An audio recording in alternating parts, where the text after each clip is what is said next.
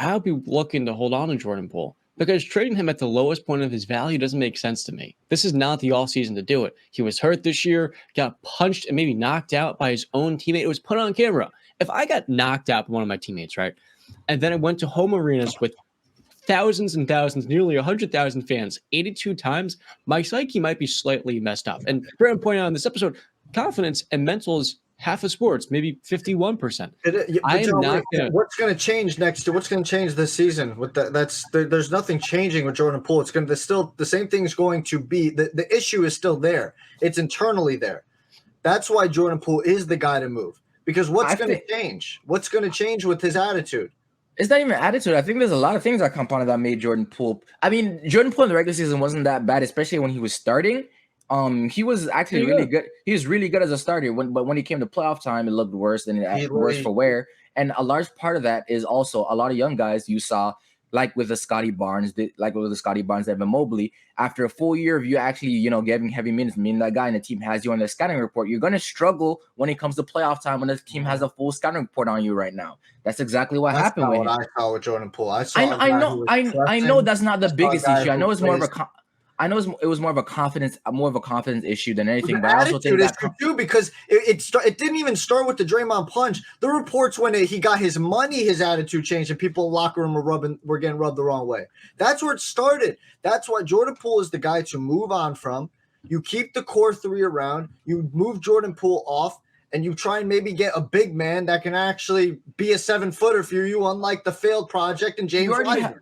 You already have the bigs. You already have the bigs that you fit this to. I don't think there's a lot of bigs. Not with Nikola Jokic.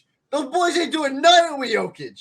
Well, they've got Who is? Who are you gonna trade for that is gonna do anything for Jokic? At Be least real. a 7-footer who can put his hands in the air and get a decent. That is Kevon Looney and Draymond. Yeah. That's Kevon and Draymond. Look, if I were Mike Dunleavy, I hate to be the guy. I'm trading Clay because of the salary, but also I think Jordan Poole can bring all of the value off the catch that Clay can, plus the on-ball creation that you need. Look, I understand that there are some reports that Jordan Poole's attitude may have changed. He also got paid life-changing money, BC, at 23 years old. He's young. He's got to mature in time. And I think for the 32-year-old veteran, for the big brother to knock him out, send him to the shadow realm for millions to see, was just really embarrassing. He's the reason why they blew a 3-1 lead. He got suspended in the most crucial moment of their franchise's history. That's on him if he doesn't get suspended for the antics on LeBron James. His feet are always places they shouldn't be, and it seems like his hands are too. The issue with Draymond Green has always been, for as great and as important as he has been to this Warriors iteration. You just said he was the number 2 guy in the dynasty. He has always made costly mistakes, which have verbatim costed them championships. Let me ask you a question. If he doesn't punch Jordan Poole, if he doesn't, he's the most important guy because whenever they make of the NBA Finals, we're looking at this Warriors franchise under a different light. One championship, John. They were in the freaking the second round this year. Okay, they weren't in the finals. One championship he cost them. Let me ask you a question directly, okay? The issue is internally Draymond and Jordan Poole. That is why Draymond Green couldn't be what he was in years prior, okay? If that issue is not that issue's not going anywhere, because guess what? The video is not going anywhere. It's forever. It's in people's I haven't seen that video in a while. I'm not going to lie to you. No, but I'm not saying that. I'm saying the memory of the video. What's happening in Jordan Poole's psyche? That's not changing. We saw it in the playoffs. He walking past Draymond Green. So obviously, and Steph Curry having to check him. So obviously, this issue is still current. The move is you bring Draymond back, you trade Jordan Poole. The move is not trade Klay Thompson, one of the core 3 guys, and keep Jordan Poole when you know this problem's not going, and you're giving Jordan Poole even more minutes, even more touches and stuff like that, because he's taking, which he was good with. No, you don't do that. He's gonna get cooked on defense. Are we kidding right now? Have you seen Klay? Have you seen Klay? Are you gonna sit here and tell me right now 50% Klay Thompson is better than 100% Jordan Poole on defense? There's no ifs, ands, or buts about that. I would disagree on that one. Anyway, trade Jordan Poole. The move is trade Jordan Poole. If you guys are sitting here saying Jordan Poole needs to stay on this team, I think you're not realizing. Okay. But you can't. but then look at it this way. We've seen teams trade just to make trades before, and we see it be absolute freaking disasters more times than it has not. Now you look at Jordan Poole. You're gonna trade. Who are you trading him for at the lowest of the lowest first value right now? Who I are you trading him haven't thought for? about that move yet. You're gonna have to give me a little time. If you could throw me some names, I'd love to. We could. They're trying to go to Zach Collins. Who? Keldon Johnson and Zach Collins. No.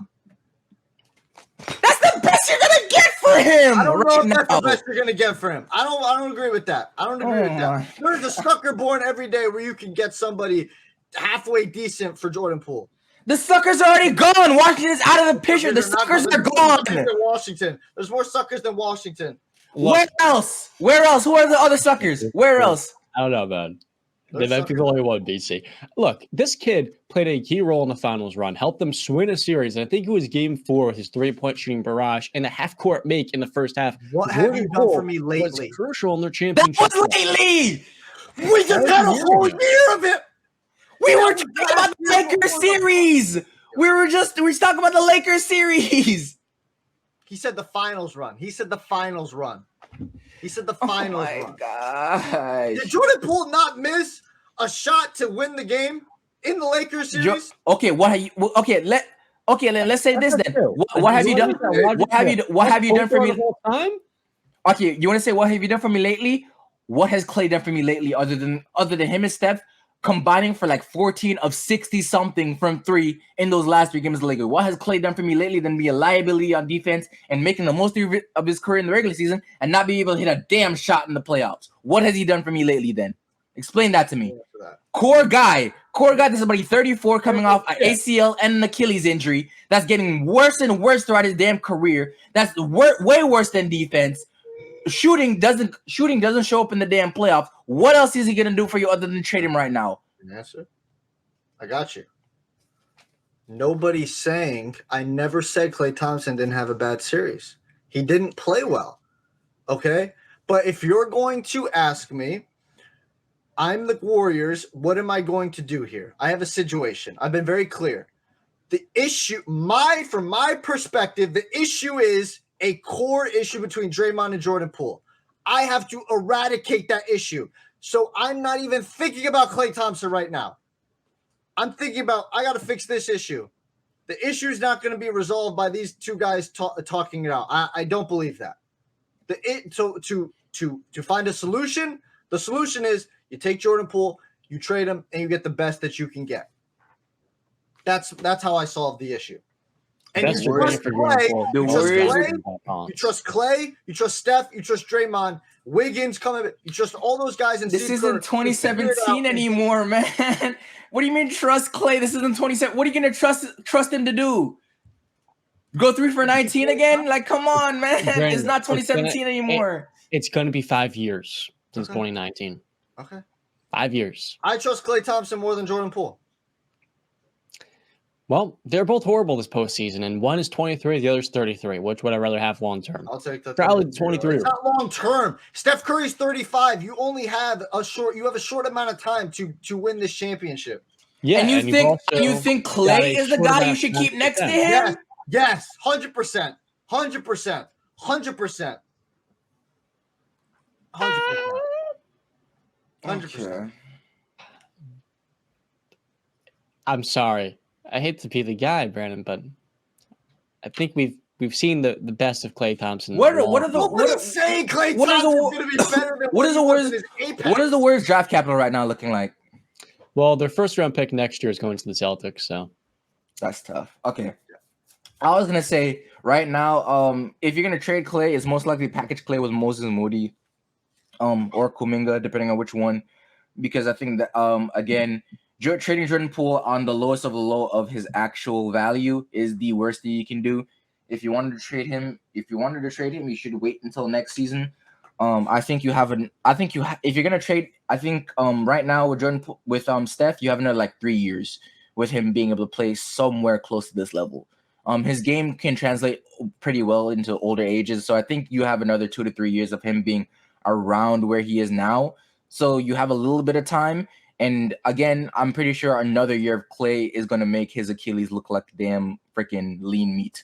So at this point, It really is. It really is. Hey, yo, we've won all we can with Steph. There's no clear way to make this team even better than it is right now, other than trading Clay. Would you want to trade your future while trying to win now and not actually win a damn thing because the West is only getting harder?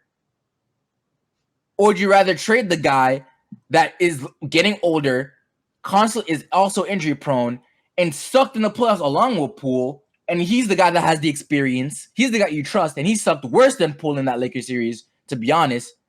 What about Jordan Poole for Buddy Hield? No. Klay Thompson for Buddy Hield. No. Look, the point is, if Klay Thompson's You're getting not fixing worse the issue. You're going to and have the Poole same is problem. getting better, there's still a lot of upside for Poole here. I mean, his ability to drive while he carries a lot, there's a clear ability to create off the dribble with that three-point shooting gravity. And at the end of the day, he is more essential and more valuable to the Warriors' success because they need a backup point guard, not another high-level spot-up shooter, which Klay, one of the greatest three-point You're shooters. literally just trading Jordan Poole for Klay Thompson light. Klay Thompson light in Buddy Hield. That's it. Yeah, I thought about it. Yeah. I think that's why I said it. Why are you compounding on the already big issue here? Nothing. I'm fixing a core issue in the psyche of the team. That's what I'm doing here.